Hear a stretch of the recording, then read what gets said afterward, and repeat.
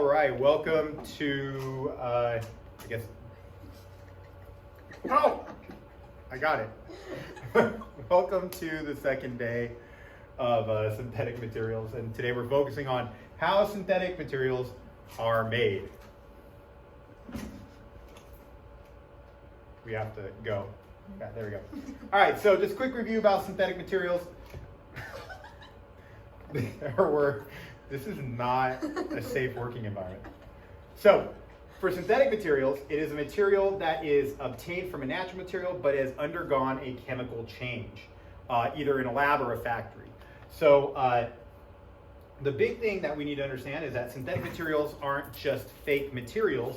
They begin as natural materials. However, they go through a chemical process, and that changes them to something different. And we're going to be talking about like what a chemical change is. So you have like rubber bands here, polyester, rayon shoes, spandex and basketball, and of course nylon threads. So what is a chemical change? This is something we learned about early on in the year. A chemical change is a result of a chemical reaction. So the original substance is no longer the same. Now we talked about this early on in the year. For example, something like combustion. If you were to take wood and you were to burn it, well, you're going to have a chemical reaction because that wood has now changed into ash and carbon dioxide. And neither of them can be changed back into wood. So the wood's gone. The wood's undergone a chemical change. It is no longer the same thing. With development of synthetic materials, it's the same. You get a natural material, you put it through a chemical process, and as a result, it creates something new.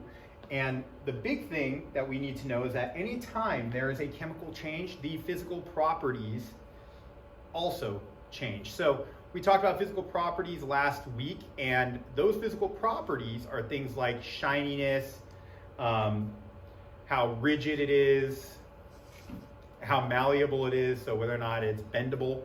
All those things change based on a chemical reaction. Now, some of those properties might stay the same, but other properties might change. So all of a sudden, you might have something that is that wouldn't be thermally conductive, and now all of a sudden it would be. One of the big ones that you can look at is sodium. Sodium by itself, you chuck it in water, expose it to air, it explodes. Very highly reactive. However, if you go through a chemical change with sodium and chlorine, you make sodium chloride, which is salt, and that does not explode. So, why make synthetic materials? They're made to have specific properties. So, with technology, we try to make things go faster. We try to make things safer. We try to do a lot of different things as we move forward in this world. And with synthetic materials, they help us get there. So for example, we wanted to get faster internet. Well, we needed to create something that was a little bit better at transmitting energy from one place to another. So you had the creation of things like fiber optics, or fiber optic cables. Man, I really messed up that word. So we do these things to just create things that help us make things better for us, okay? And of course, this is a huge industry that's available if you ever want to enter it. So, by the way, I was told I look like that guy.